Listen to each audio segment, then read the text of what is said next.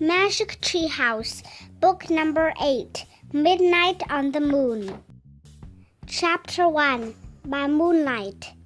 "Jack," whispered a voice. Jack opened his eyes. He saw a figure in the moonlight. "Wake up! Get dressed!" It was his sister, Annie. Jack turned on his lamp. He rubbed his eyes. Annie was standing beside his bed. She wore jeans and a sweatshirt. "Let's go to the tree house," she said. "What time is it?" asked Jack. He put on his glasses. "Don't look at your clock," said Annie. Jack looked at his clock. "Oh, man," he said. "It's midnight. It's too dark." "No, it isn't. The moon makes it bright enough to see," said Annie. "Wait till morning," said Jack. "No, now," said Annie. "We have to find the fourth M thing. I have a feeling that the full moon might help us." "That's nuts," said Jack. "I want to sleep." "You can sleep when we come back home," said Annie. "No time will have passed." Jack sighed. "Oh, brother," he said. But he got out of bed. "Yay!" whispered Annie. "Meet you at the back door." She tiptoed out of Jack's room. Jack yawned. He pulled on his jeans and sneakers and a sweatshirt. He put his notebook and pencil into his backpack. Then he crept down the stairs. Annie opened the back door. Quietly, they stepped outside.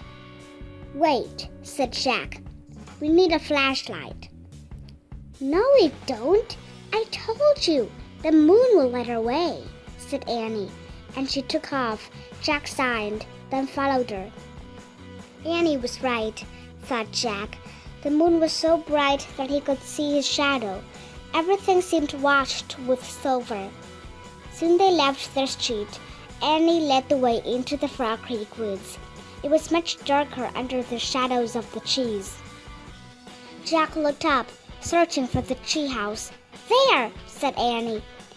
The magic tree house was shining in the moonlight. Annie grabbed the rope ladder and started climbing up.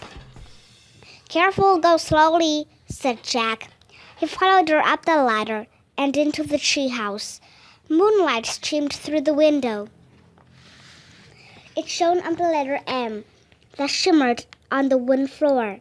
It shone on the 3 M things that rested on the M: a moonstone from the time of the ninjas, a mango from the Amazon rainforest, and a mammoth bone from the Ice Age. "We need just one more M thing," said Annie, "to free Morgan from her spell." "Squeak! Peanut!" said Annie. In the dim light, Jack saw a tiny mouse. She sat on an open book. "You didn't expect to see us this late, did you?" said Annie. She picked up Peanut, and Jack picked up the open book. "So where are we going this time?" Annie asked him. Jack held the book up to the moonlight. "Oh," he said. "I knew we should have brought a flashlight. I can't read a thing." He could make out diagrams and shadowy pictures, but he couldn't read a word. "Look at the cover," said Annie. The letters were bigger on the cover. Jack squinted at them. "It's called Hello, Moon," he said. Annie gasped. "We're going to the moon?"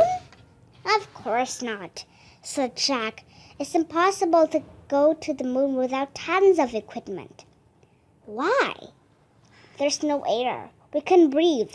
Not only that, we'd boil to death if it was day and freeze to death if it was night." "Yikes," said Annie. "So where do you think we are going?" "Maybe a place where people train to be astronauts?" said Jack. "That sounds neat," said Annie. "Yeah," said Jack. He'd always wanted to meet astronauts and space scientists. "So say the wish," said Annie. Jack opened the book again. He pointed to a picture of a dome-shaped structure. "I wish we could go there," he said. The wind started to blow. The treehouse started to spin. It spun faster and faster. Then everything was silent, absolutely silent, as quiet and still as silence could be. Chapter 2, Space Motel. Jack opened his eyes. He looked out the window. The treehouse had landed inside a large white room. "What kind of training place is this?" asked Danny. "I don't know," said Jack. The room was round. It had no windows. It had white floors and a curved wall lit by bright lights. "Hello?" Annie called. There was no answer. Where were all the astronauts and space scientists? Jack wondered. "There's nobody here," said Annie. "How do you know?" said Jack. "I just feel it," said Annie. "We'd better find out where we are," said Jack. He looked at the page in the moon book. He read the words below the picture of the dome. A moon base was built on the moon in the year 2031. The top of the dome slides open to let spacecrafts enter and leave. "Oh, man," Jack whispered. "What's wrong?" said Annie. Jack's heart pounded with excitement. He could hardly speak.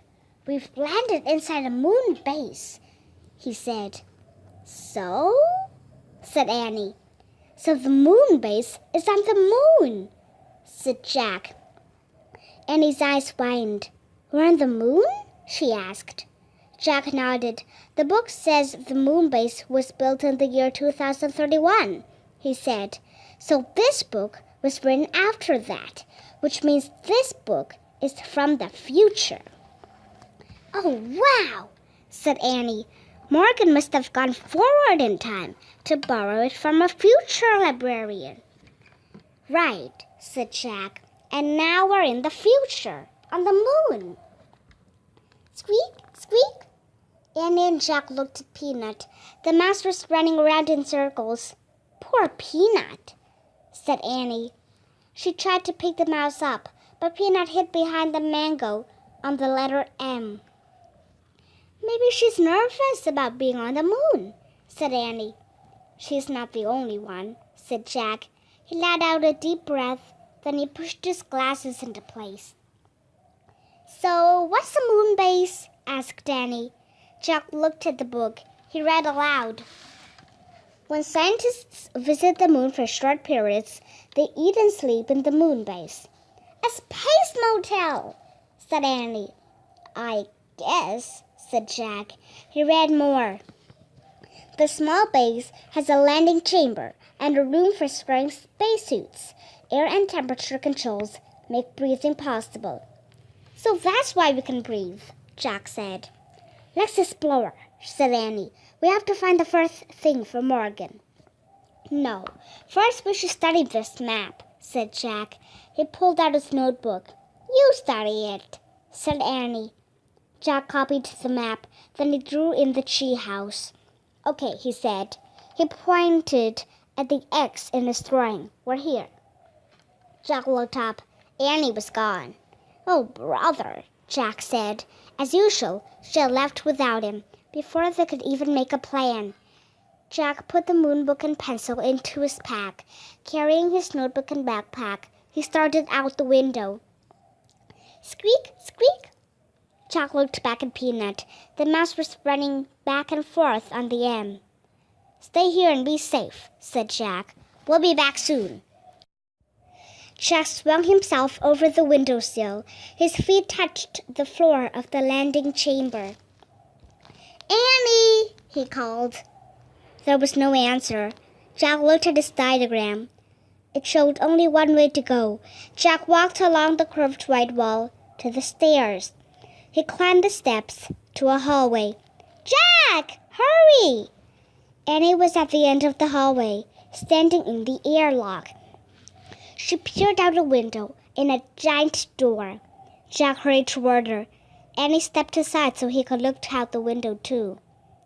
"Oh, man," said Jack. What he saw took his breath away. He stared at a rocky gray land.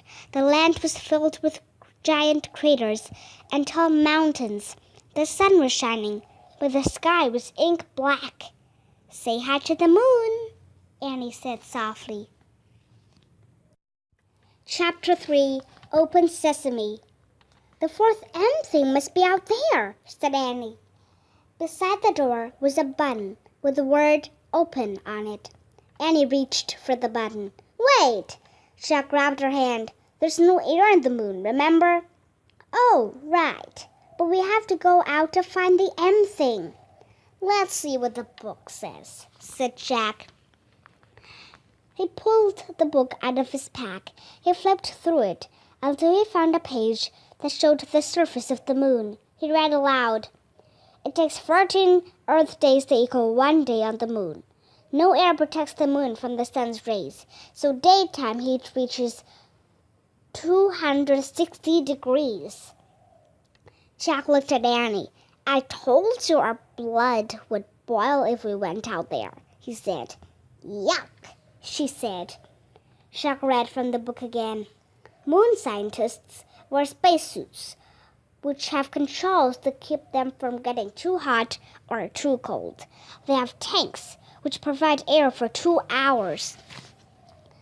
"Where do we get spacesuits?" asked Annie. She looked around, then trotted back down the hall. "Maybe there?" Jack was studying his map. "Let's try the spacesuit storeroom."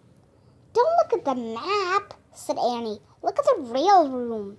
Jack glanced up. Annie was peering through a doorway off the hall.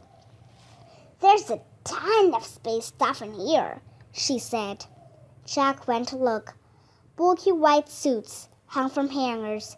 Air tanks, helmets, gloves, and boots sat in neat rows on shelves. "Wow, it's like the armor room in a castle," said Jack. "Yeah, with huge armor," said Annie. "Let's pick out the smallest stuff," said Jack. "The suits can go over our clothes." Annie found the smallest white suit, and Jack found the next smallest. They stepped into them. Then Annie locked Jack's air tank into place. "Thanks," he said. Annie did the same for her. "Thanks," she said. "Gloves?" said Jack. He and Annie pulled on white gloves. "Boots?" said Annie. They each pulled on a pair of huge white boots. "Helmets?" said Jack. He reached for a helmet. "Wow, they're pretty light," he said. "I thought they'd be like knight's helmets." Jack and Annie put the helmets on. They locked each other's into place. "I can't move my head right or left," said Annie. "Me neither," said Jack. "Let's try walking." Jack and Annie moved clumsily around the room. Jack felt like a fat snowman. "Close your visor," said Annie. They both closed their see-through visors. Air filled Jack's helmet. "I can breathe!" Annie yelled. Her voice boomed in Jack's ears. "Ow, talk quietly," Jack said. "We have two-way radios inside our helmets." "Sorry," whispered Annie. Jack put the moon book back in his pack. Then he slung the pack over his shoulder. "Okay," he said. "Remember, we only have 2 hours of air in our tanks, so we need to find the fourth M thing really fast." "I hope we can find it," said Annie. "Me too," said Jack. He knew they could not go home until they did. "Let's go," said Annie. She gave Jack a little push. "Watch it, no goofing off," he said. "We don't want to fall over in these suits." "Just go, go," said Annie. She pushed him out of the room. They walked back to the airlock. "Ready?" said Annie. "Open sesame." She pressed the open button. A door slowly slid closed behind them. A door opened in front of them. And Jack and Annie stepped out onto the moon. Chapter 4, Moon Rabbits. "Oh, wow," said Annie. She took a step forward. But Jack stood frozen. He wanted to get a good look at everything first. He stared at the ground. He was standing in a layer of gray dust, as fine as powder. Footprints were everywhere. Jack wondered who had made them. He reached into his pack for the moon book. To his surprise, it was as light as a feather. He found a picture of footprints on the moon. He read, "The moon has no rain or wind to blow the dust around, so footprints will never wear away naturally, not even in 1,000,000,000 years." "Oh, man," Jack said. The moon was the stillest place it had ever been. It was as still as a picture, and the stillness would never, ever end. Jack stared at the ink-black sky. A lovely blue and white ball glowed far away. Earth. For the first time, it really hit Jack. They were in outer space. "Look!" Annie cried, laughing. She bounded past Jack, almost flying through the air. She landed on her feet. Then she jumped again. "I'm a moon rabbit!" she called. Jack laughed. How did she do that? He wondered. He turned the page and read, "A person weighs less on the moon because of the moon's low gravity and lack of air. If you weigh 60 pounds on Earth, you would only weigh 10 pounds on the moon." "Don't just stand there reading," said Annie, grabbing the book from Jack's gloved hand. She tossed it into space. It flew far away. Jack started after it. He bounded up and down. Boing, boing, boing. Now he felt as light as a feather. "Look," he called to Annie. "I'm a moon rabbit too." Where Jack's boots hit the ground, moon dust gracefully sprayed into space. The book had landed at the edge of a shallow crater. When Jack reached it, he tried to stop, but his feet slipped. He fell right over and lay on his side. He tried to stand, but he was off balance. He tried again, but the dust was just too deep, and his spacesuit was too clumsy. "You okay?" asked Annie. "I can't get up," said Jack. "You shouldn't have been goofing off," said Annie wisely. "You goofed off first," said Jack. "Now help me up, please." Annie started toward him. "Don't fall too," warned Jack. "I won't." Annie moved very slowly. She half floated, half walked. "Give me your hand," she said. Annie grabbed Jack's hand. She pressed her boot against his and pulled him off. "Thanks," he said. "No problem," she said. "It was easy. You are really light." "Thank goodness," said Jack. "It's impossible to get up alone." He picked up the moon book. It was covered with dust. He brushed it off. "Oh, wow, look," said Annie. She stood at the edge of the crater. "What is it?" said Jack. "A moon buggy," said Annie. The buggy was parked in the crater. It had 4 huge wheels. "Let's go for a ride," said Annie. "We can't," said Jack. "We just have 2 hours of air in our tanks, remember?" "I bet we'll find the ending faster if we take the moon buggy." Annie bounded into the crater. "But we can't drive," said Jack. "I bet I can drive this," said Annie. "It looks easy. Come on." She jumped into the driver's seat. "But you don't have a license," said Jack. "Who cares?" said Annie.